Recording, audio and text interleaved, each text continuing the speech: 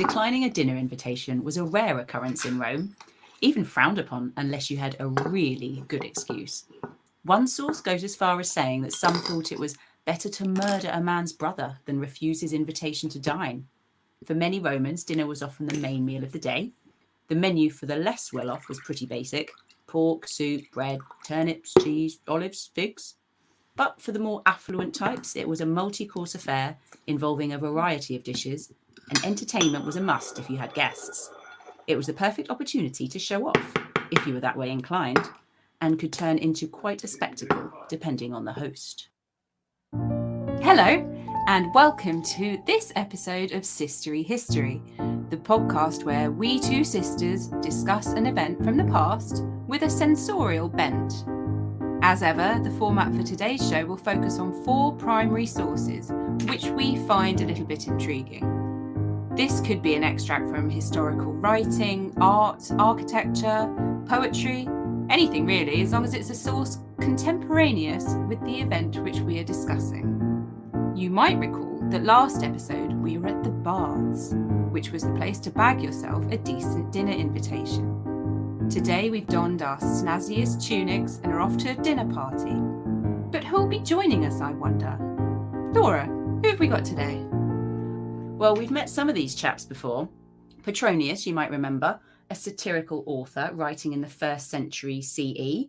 That's roughly in the reign of Nero. I think he'd be a good guest. Do you think? Why? Yeah. Because he was Nero's arbiter of taste. Was he? Yeah. Oh. So he probably has some good ideas on what makes a good dinner party. Okay. Oh, sure. actually, maybe he'd be a really critical person. Maybe we shouldn't invite him.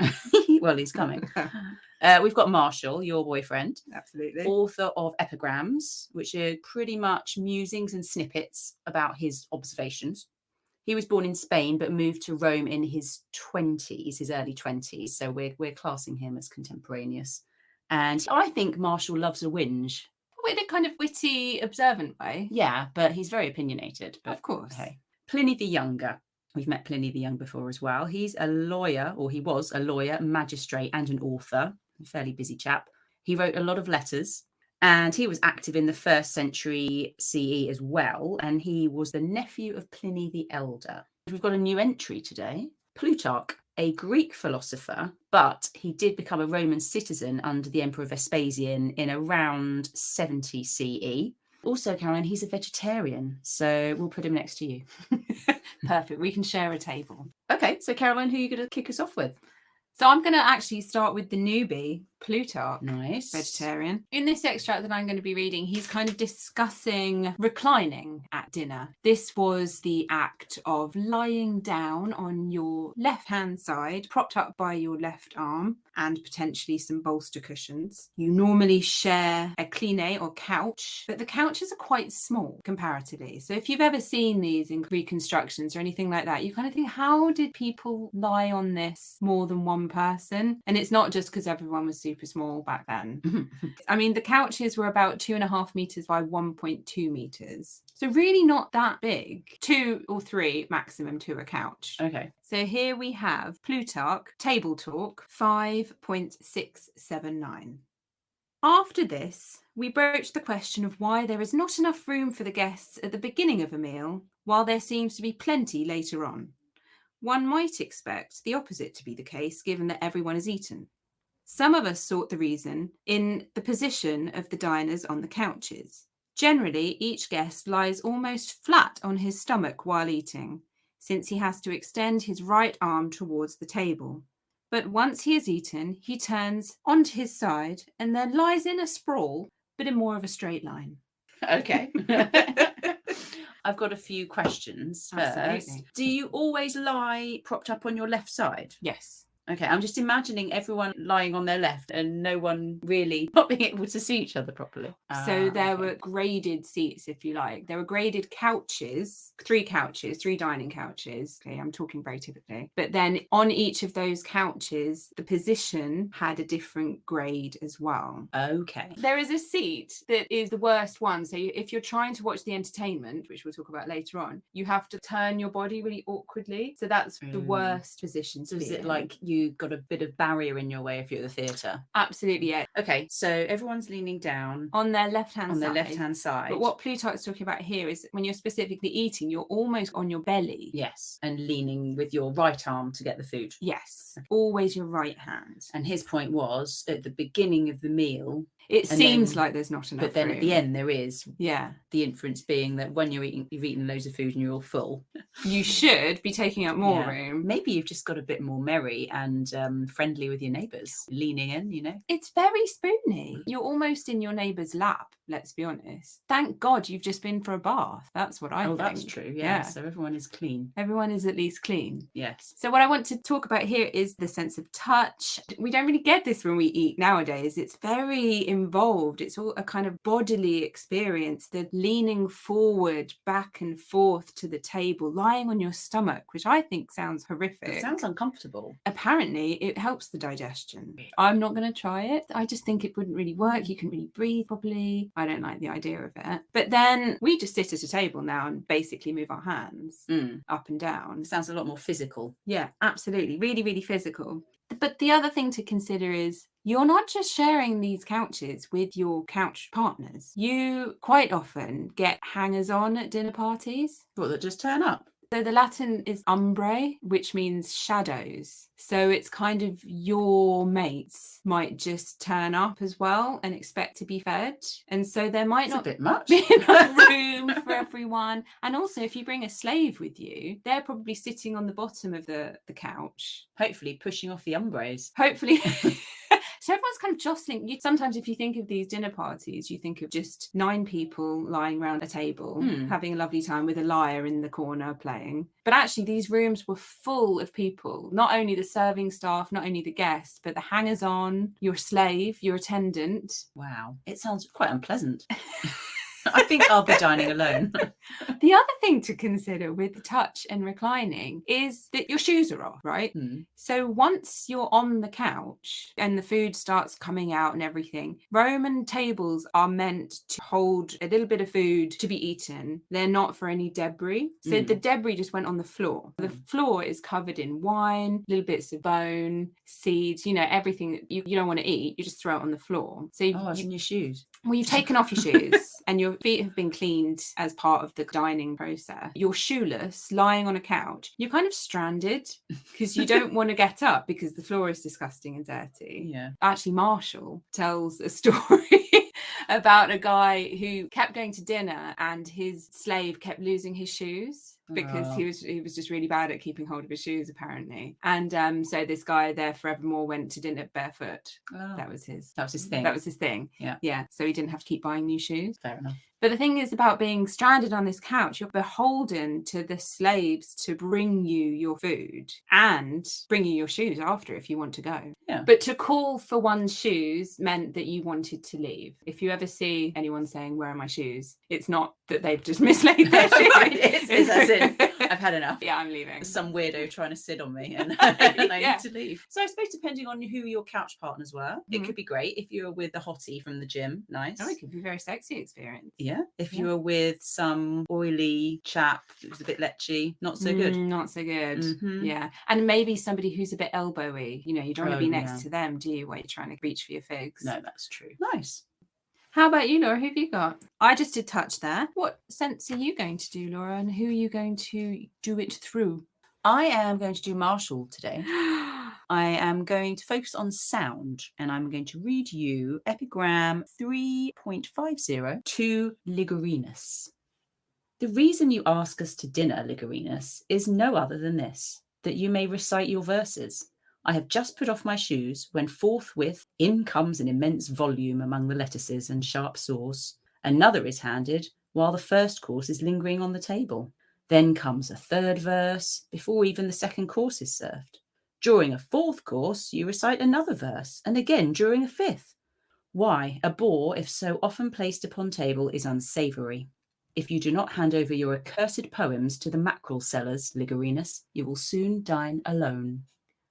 Burn. So he really finds Ligurinus quite boring. Yeah, all his poetry. Then was this a usual thing for people to perform? It seems so. There was definitely entertainment was very common, especially in the higher echelons of society. But there seems to have been a certain type of person who wanted to offer up their own works to their guests. And Ligurinus has got form in this regard, it seems. So either he did it often and Marshall's just a bit bored by it, or it's bad. Very bad poetry. It's a bit like getting out a slideshow of your recent trip to Yes. Torremolinos. Yes. And Right. everyone's just, don't do it. Also, it could have been just Marshall, because I have read that he didn't like singing at dinner parties. So maybe he was just a bit down on these sort of entertainment styles. He just wanted some background music and Yeah. chit-chat. Yes, his argument about the singing was that it killed conversation. Oh, okay. Okay, which is fair enough, but then a nice bit of singing. Well, these dinner parties went on for hours, right? There's lots of opportunity for a series of activities. Maybe a bit But of hey. Jenga. Yeah, giant Jenga. Giant Jenga, some Twister.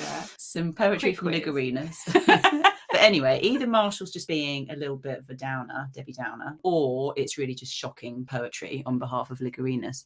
Other types of entertainment, though, focusing on the sound part, is quite varied, the things that I read about. So you've got, obviously, readings of plays and poems. Musicians, singers, quite common. Dancers, jesters. Quite fun. Jesters? Yeah. Gladiators, you need a lot of space for that. I'm not sure. So everyone kind of stands back or sits back and you I fight would- to the death? I don't know. I'm not sure if it's a skit or a reenactment. I'm sure there wasn't any actual. Oh my god! If death. you're just being sprayed with blood as you're trying to tuck into Maybe your it mackerel. was just a mock battle. But I think you'd need a lot of space, so that's probably Yeah. a very high-end dinner party if you were seeing that. Acrobats as well, I've read of, so that would have required a lot of space. And also a battle of wits, which I thought was Ooh. quite fun. It puts my dinner parties to shame. It really Did, yeah. Just a solitary bowl of twiglets, I've improved. bit of Toto on the radio. Well, they're a great band. So on the subject of reading your own stuff, Pliny really wanted to read his poetry aloud, but apparently some of his guests told him that it was awful and that he shouldn't do it. Oh, So- that's really sad. I know, isn't it? He did take the advice on. He listened to his guests, Yeah. unlike Ligurinus, Yeah. and he employed a reader. Okay. So that's something that you could do and that others did as well. Oh, so not to read his poems? Yes, to read his poems. So But Pliny... that was better. Yes, Oh. so it must have been that he wasn't performing them very well. Oh, it's that Yes. was lacking. Yes, so maybe he was stammering, or maybe he was nervous, or he couldn't project his voice sufficiently, Yeah. something like that. But it was the delivery of these poems that was the issue. So Pliny employed a reader to read his poems for him, but then he was agonizing over how he should conduct himself when the reading was taking place. So if someone's reading out your poems, you don't want to look too smug. So what face do you Yeah, do? what face do you do? It'd be like an accepting an award, or when someone's doing a speech about you or raising a toast to you, Oh, like, oh God, gosh, yeah, it's just- that awkwardness. Hmm. Because it's your poem. You can't look fake surprised. You go, because... oh, that's a good bit. Who wrote this? What lovely prose. Oh, and just another interesting point, which isn't actually about sound, but there's a reference at the end. Marshall suggests that Ligurinus should give his poems to the mackerel sellers. Yes, to I was use. wondering about that. And actually, he was suggesting that the mackerel sellers could use them as wrapping for the fish. Burn. I know. So like you do with fish and chips. Exactly. I liked that because I thought that's a very contemporary comment, isn't it? That's a parallel to using today's newspapers, old newspapers, for fish and chip wrapping. So they did it in ancient They Rome. did it in ancient Rome. Love that fact. Uh-huh. Yeah, really nice. Talking about Pliny the Younger, my second primary source is actually one of his letters. This time he's writing to a fellow called Junius Avitus. So this is Pliny's Letters 2.6. It would take too long to go into the details, which anyway don't matter, of how I happened to be dining with a man, though no particular friend of his, whose elegant economy, as he called it, seemed to me a sort of stingy extravagance. The best dishes were set in front of himself and a select few, and cheap scraps of food before the rest of the company. He had even put the wine into tiny little flasks, divided into 3 categories, not with the idea of giving his guests the opportunity of choosing, but to make it impossible for them to refuse what they were given. One lot was intended for himself and us, another for his lesser friends, because all his friends were graded, and the third for his and our freedmen.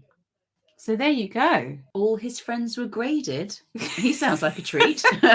Yeah. So he doesn't actually name who this person is in this extract. I'd want to know, because I will be declining future I want invites. to avoid dinner with him. Yeah. But actually, the end of this extract does highlight what we were talking about before, because for his and our freedmen.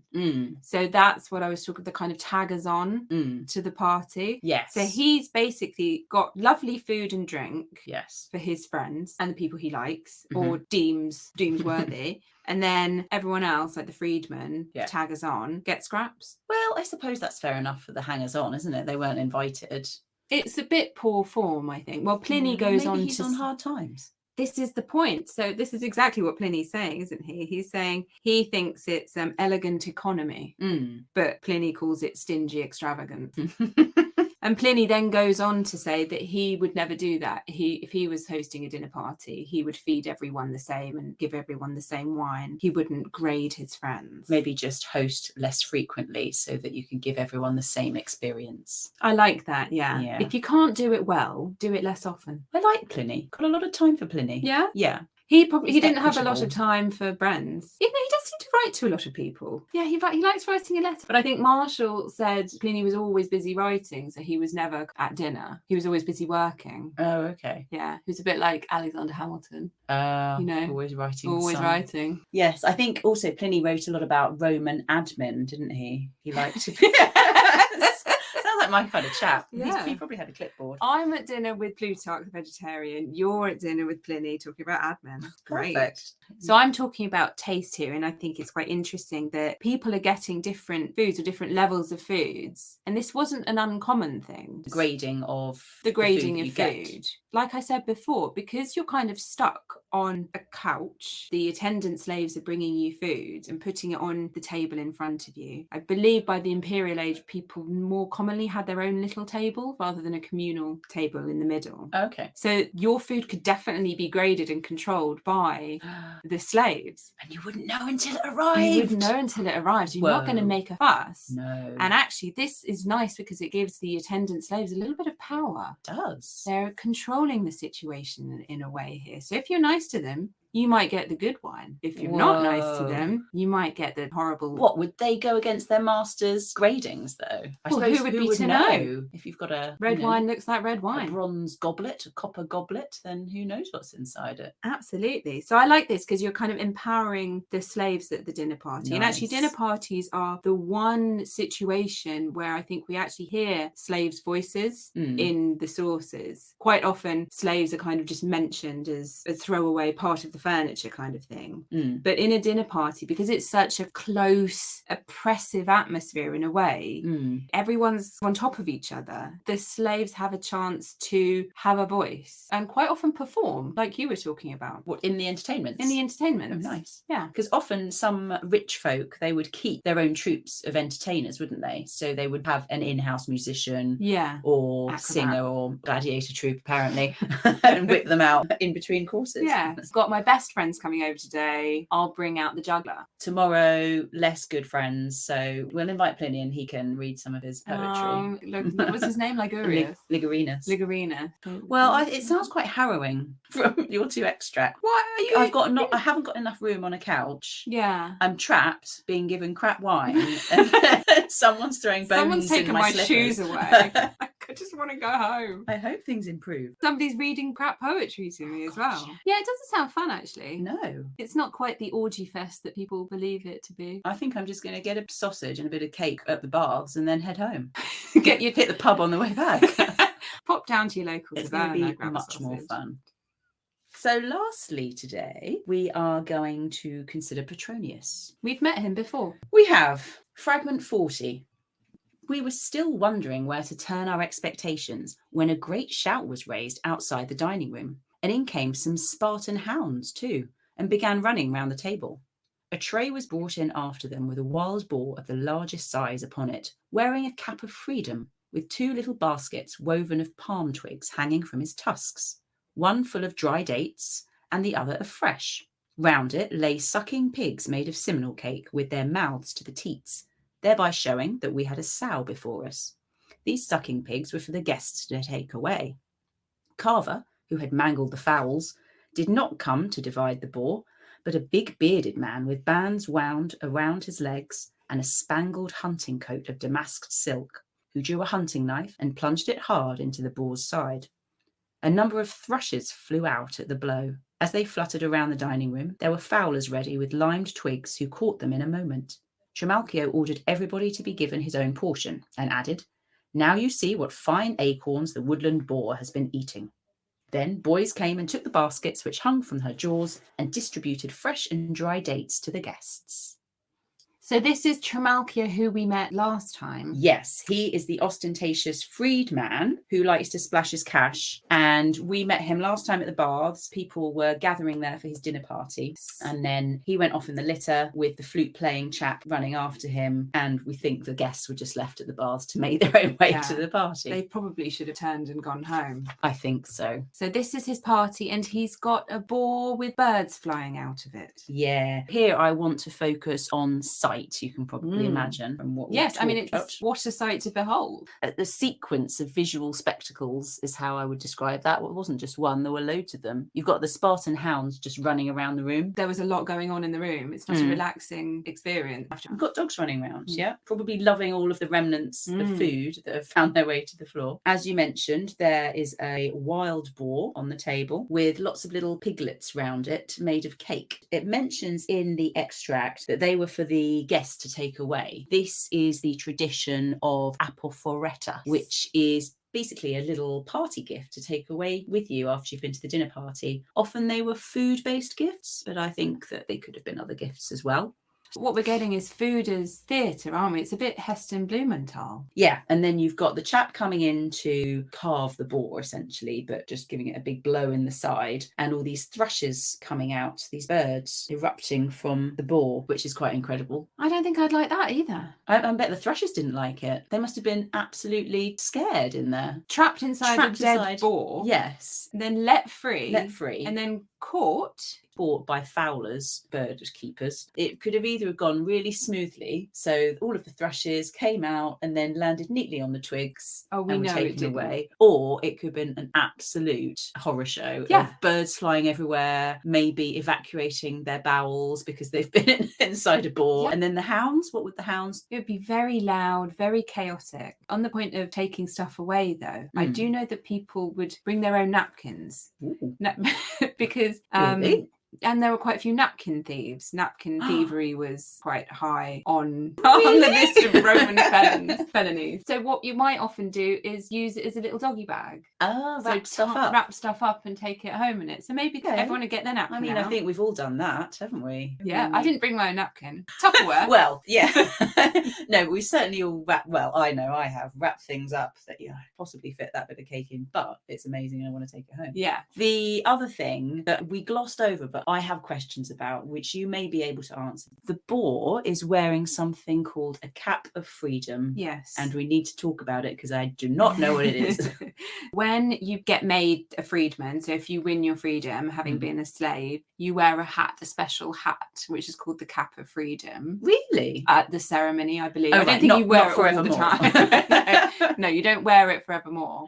Petronius is making some kind of witty joke here about the boar winning its freedom. Okay, even though it's dead. Even though it's dead, yes, that doesn't really make sense. I do actually think that the narrator questions it and kind of goes, this is a bit tenuous. We don't really know why it's wearing a freedman's cap, but it is. Okay, thank you. You've cleared that up nicely. The final thing that I wanted to mention is the chap carving the boar is quite visually impressive. Obviously, I know that this doesn't happen at every dinner party, but this particular one, I think, is just adding to the level of ostentatiousness that we're getting with Trimalchio here. He's big, he's bearded, he is wearing a spangled hunting cloak of damask silk. So I'm imagining sequins. I have no idea whether they were invented in Roman times. Wow, like a big Viking wearing sequins. Yes. Carving a boar. Yes. How good is that? Do you know what? I've changed my mind, actually. I do quite want to go to this party. I think out of the four, Trimalchio's is probably going to be the most... I mean, you'll have a lot of tales to tell afterwards, right? Absolutely. You can literally dine out on that. Aha. That just came to me. Very good. Yeah, I know I'm the funny one. So linking into the hangers-on and the freedmen who might just rock up and shuffle over onto your couch, you could, it was possible, just be invited for after dinner drinks. Oh, nice. Yeah, so not the main event, but, come around for a cocktail after. Has the boring poetry finished by this point? I don't know. I suppose it's hit and miss, isn't it? It could be just beginning. It could be come for a cocktail and one of Ligurinus's odes. You don't want to time that wrong. I know. You need a friendly person inside gesturing to you out the window. Yeah. It's safe. Come on. But there was one chap who rocked up at Trimalchio's, actually, and I quote, wearing several wreaths and with unguent running down his forehead into his eyes.